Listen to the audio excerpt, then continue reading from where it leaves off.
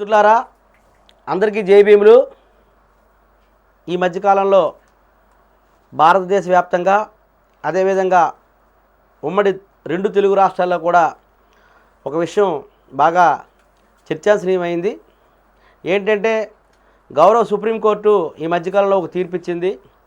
ఏమిటా తీర్పు అంటే, ఆంధ్రప్రదేశ్ రాష్ట్రం బాపట్లకు చెందినటువంటి ఒక క్రిస్టియన్ పాస్టర్ వారు ఎస్సీ ఎస్టీ అట్రాసిటీ కేసు పెడితే ఆ ఎస్సీ ఎస్టీ అట్రాసిటీ కేసు ఆయనకు వర్తించదని చెప్పి గౌరవ హైకోర్టు తీర్పునివ్వడం జరిగింది. ఆ తీర్పు మీద ఆ పాస్టర్ గారు సుప్రీంకోర్టు అప్పీల్కి వెళ్ళడం, సుప్రీంకోర్టు కూడా ఏదైతే గౌరవ ఆంధ్రప్రదేశ్ హైకోర్టు ఇచ్చినటువంటి తీర్పుని సమర్థిస్తూ ఈ పాస్టర్ గారికి సంబంధించినటువంటి విషయంలో ఏదైతే ఈయన ఎస్సీ ఎస్టీ అట్రాసిటీ కేసు పెట్టారో ఆ కేసు మరి వర్తించదని చెప్పి ఆంధ్రప్రదేశ్ హైకోర్టు ఇచ్చినటువంటి తీర్పును సమర్థిస్తూ సుప్రీంకోర్టు కూడా ఈ పాస్టర్ గారి విషయంలో ఆయనకి ఎస్సీ ఎస్టీ అట్రాసిటీ కేసు వర్తించదు, ఎందుకంటే ఆయన ఎస్సీ సామాజిక వర్గానికి చెందినటువంటి వ్యక్తి అయినప్పటికీ కూడా ఆయన క్రిస్టియన్ ప్రాక్టీస్ చేస్తూ మతం మారాడు కాబట్టి ఆయన బీసీసీ కేటగిరీ కింద వస్తాడని చెప్పి గౌరవ సుప్రీంకోర్టు తీర్పు ఇవ్వడం జరిగింది. అయితే ఇక్కడ ఒక విషయాన్ని మిత్రులు పెద్దలందరూ కూడా గమనించాలి. ఏమిటి ఆ విషయం అంటే, గౌరవ సుప్రీంకోర్టు ఇచ్చినటువంటి తీర్పులో సుప్రీంకోర్టు రాజ్యాంగాన్ని అనుసరించి ఏదైనా తీర్పులు ఇస్తుంది. అయితే భారత రాజ్యాంగంలో చాలా స్పష్టంగా చెప్పబడింది. ఏంటి భారత రాజ్యాంగం ఆర్టికల్ 15 ఏం చెప్తుందంటే, ఈ దేశంలో ఉన్నటువంటి ఏ పౌరుడికైనా మతపరంగా కానీ కులపరంగా కానీ ప్రాంతం పరంగా కానీ అదేవిధంగా లింగపరంగా కానీ వివక్ష చూపించకూడదు, పౌరులందరూ సమానమే అని చెప్పి ఆర్టికల్ 15 ఈక్వాలిటీని మనకి బోధిస్తుంది. మరి అటువంటి ఆర్టికల్ 15 ప్రకారం ఎవరిని కూడా మతం ఆధారంగా కానీ కులం ఆధారంగా కానీ ప్రాంతం ఆధారంగా కానీ లింగం ఆధారంగా కానీ మనం వివక్ష చూపకూడదు అన్నటువంటిది భారత రాజ్యాంగం సుస్పష్టంగా చెప్తున్నటువంటి విషయం. మరి అటువంటి పరిస్థితిలో ఇవాళ గౌరవ సుప్రీంకోర్టు భారత రాజ్యాంగం తాలూకు మౌలిక సూత్రాలని పక్కన పెట్టి భారత రాజ్యాంగ స్ఫూర్తికి విరుద్ధంగా గౌరవ సుప్రీంకోర్టు తీర్పు ఇవ్వడం అనేది చాలా బాధాకరం. అయితే ఇదే క్రమంలో ఆర్టికల్ 25 నుంచి 28 వరకు కూడా ఒక విషయాన్ని మనకి భారత రాజ్యాంగం మనకు విషయాన్ని స్పష్టంగా పొందుపరిచింది. ఏంటి ఆ విషయం అంటే, ఈ ఆర్టికల్ 25 నుంచి 28 వరకు ఏముందంటే, మత స్వేచ్ఛ, ఆరాధనలో మతాన్ని మనం స్వేచ్ఛగా స్వీకరించవచ్చు. ఈ భారతదేశంలోని పౌరుడు తనకు నచ్చిన మతాన్ని తాను అనుసరించవచ్చు. మతం అనేది పూర్తిగా వ్యక్తిగతమైనటువంటి అంశం అని చెప్పి ఆర్టికల్ 25 నుంచి 28 వరకు కూడా మనకి స్పష్టంగా పొందుపరచబడింది. మరి అటువంటి మతం అనేది ప్యూర్లీ ప్రైవేట్, అంటే ప్యూర్లీ వ్యక్తిగతం, ప్యూర్లీ పర్సనల్ అని చెప్పి భారత రాజ్యాంగం బోధిస్తున్నప్పటికీ కూడా మతాన్ని ఈవేళ సామాజిక పరం చేసినటువంటి కొంతమంది మతోన్మాదులను మనం చూస్తుంటే చాలా బాధేస్తుంది. మరి భారతదేశం ఏదైతే గౌరవ సుప్రీంకోర్టు ఇచ్చినటువంటి తీర్పు, ఎవరైతే షెడ్యూల్డ్ క్యాస్ట్లో ఉన్నటువంటి ప్రజలు క్రిస్టియన్ మతాన్ని ప్రాక్టీస్ చేస్తే వాళ్ళు బీసీసీ కింద వర్తిస్తారు, వాళ్ళకి ఎస్సీ హోదా పోతుంది అని చెప్పింది. అయితే మనకి భారత రాజ్యాంగం ఆర్టికల్ 341లో ఏదైతే షెడ్యూల్డ్ కులాలను పొందుపరిచిందో, ఏ 1200కు పైగా ఉన్నటువంటి కులాలన్నింటినీ కూడా దేశవ్యాప్తంగా ఆర్టికల్ 341 ద్వారా బాబాసాహెబ్ అంబేద్కర్ మహనీయుడు షెడ్యూల్డ్ కులాలని చెప్పి పొందుపరచడం జరిగింది. ఆ షెడ్యూల్డ్ కులాలన్నీ కూడా, ఏదైతే షెడ్యూల్డ్ కులాలు మతానికి సంబంధం లేకుండా సామాజికంగా ఆర్థికంగా రాజకీయంగా వివక్షకు గురవుతున్నటువంటి కులాలన్నీ కూడా షెడ్యూల్డ్ కులాల కింద ఆయన చేర్చడం జరిగింది. వారికి రిప్రజెంటేషన్లో భాగంగా ప్రాతినిధ్య హక్కును కూడా కలిగించడం జరిగింది.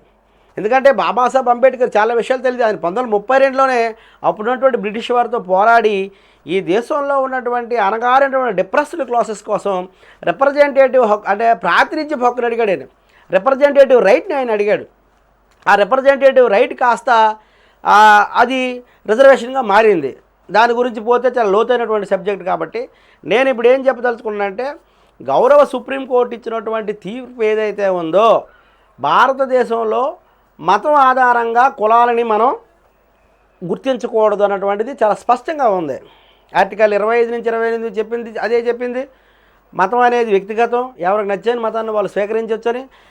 అంతకు ముందున్నటువంటి ఆర్టికల్ 15లో కూడా స్పష్టంగా మళ్ళీ చెప్తున్నాను, కులం ఆధారంగా కానీ, మతం ఆధారంగా కానీ, ప్రాంతం ఆధారంగా కానీ, లింగం ఆధారంగా కానీ ఒక మనిషి తాలుగా కులాన్ని వివక్ష చూపకూడదు. ఒక మనిషికి ఆ మనిషిని వివక్షపూరితంగా చూడడం అనేది నేరము, ఈక్వల్గా చూడాలన్నటువంటిది ఆర్టికల్ 15 క్లియర్గా చెప్తుంది.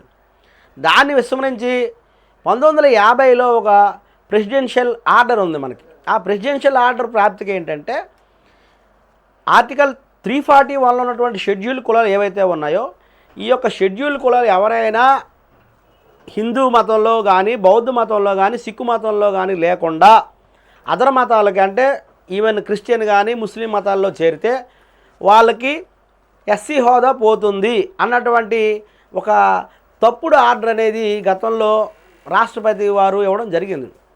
అయితే రాష్ట్రపతి గారు షెడ్యూల్డ్ కులాన్ని సామాజిక వివక్ష ఆధారంగా గుర్తించాలనేదే రాజ్యాంగంలో సుస్పష్టంగా తెలియపరిచి ఉంది.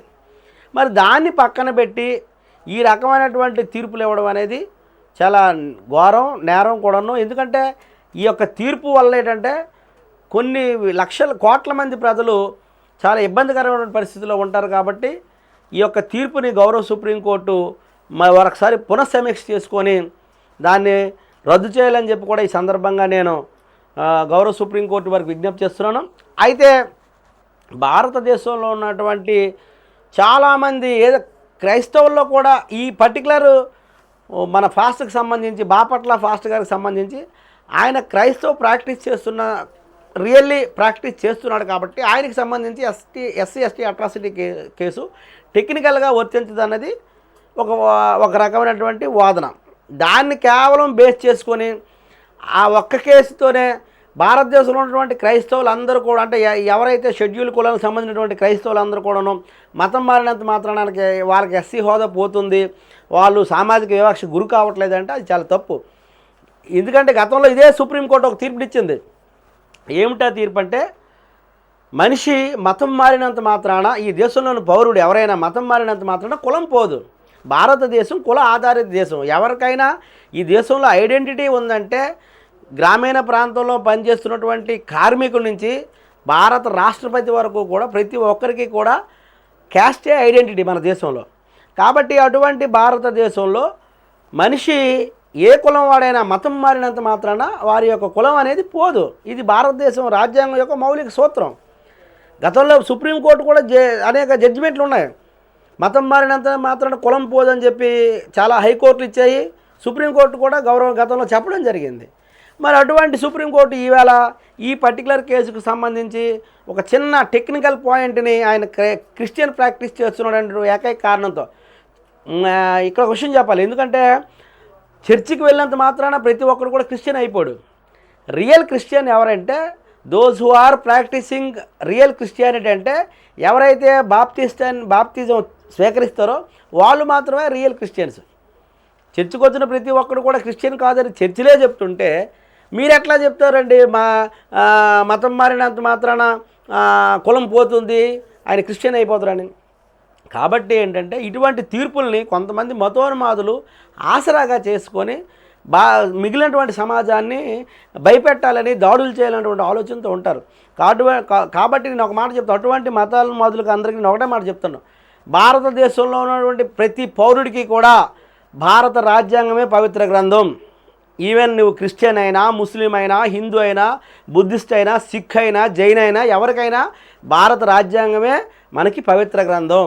కాబట్టి భారత రాజ్యాంగం చెప్పినటువంటి విషయాన్ని మనం ఆచరించాలి తప్ప నేను హిందువుని, నేను క్రిస్టియన్ని, నేను ముస్లింని, నేను గొప్పవాడిని కాదు. అందుకే బాబాసాహెబ్ అంబేద్కర్ మహనీయుడు ఒక మాట చెప్తాడు, I'm firstly Indian and lastly Indian.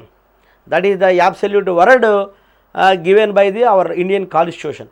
కాబట్టి ఏంటంటే మనం భారత రాజ్యాంగం అనుసరించే ఈ దేశంలో ఉన్నటువంటి ప్రతి పౌరుడు, ప్రతి ప్రాణి కూడా జీవిస్తుంది. కాబట్టి ఇటువంటి తీర్పుని మనం ముఖ్యంగా నేనైతే చెప్తున్నాను, క్రిస్టియానిటీలో ఉన్నటువంటి ఏదైతే మొదటి తరం ఉందో షెడ్యూల్ క్యాస్ట్లో ఉన్నటువంటి వాళ్ళు చాలామంది కూడా క్రిస్టియన్ మిషనరీ స్కూల్లో చదువుకొని క్రైస్తవ అంటే వాళ్ళు షెడ్యూల్ క్యాస్ట్ చెందినటువంటి వాళ్ళే, రియల్ క్రిస్టియన్ ప్రాక్టీస్ ఉండదు. అయినప్పటికీ కూడా వాళ్ళు ఉన్నతమైనటువంటి స్థితికి చేరి ఒక ఎలైట్ సొసైటీ కూడా క్రిస్టియన్స్లో కూడా ఉంది.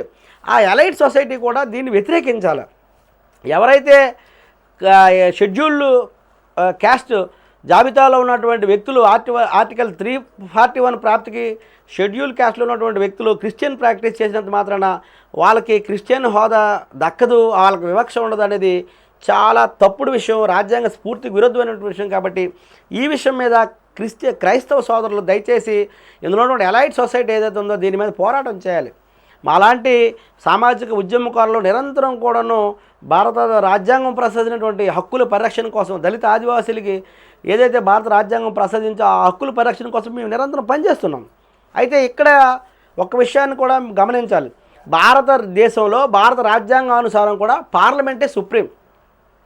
Supreme court is not supreme, parliament is supreme. భారతదేశంలో ఉన్నటువంటి 4 వ్యవస్థల్లో పార్లమెంటరీ వ్యవస్థ, తర్వాత ఎగ్జిక్యూటివ్ వ్యవస్థ, తర్వాత జ్యుడిషియరీ, 4వది మీడియా.